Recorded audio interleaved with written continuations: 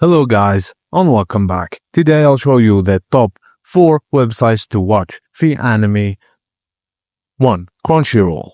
Of course, it's casts available just an hour after airing in Japan. It's high quality streaming and great for fans for both subbed and dubbed anime. It is free with ads and premium options available.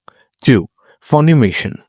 It is an exclusive library of dubbed anime including Dragon Ball Z, Tokyo Ghoul, and Attack of Titan. Free with ads, premium subscriptions for ad-free streaming and early access.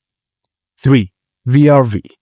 It is a bundle, multiple streaming services like Crunchyroll, High Drive, and more, offering a variety of anime and cartoons. It is free with ads also and subscription options for ad-free and premium content.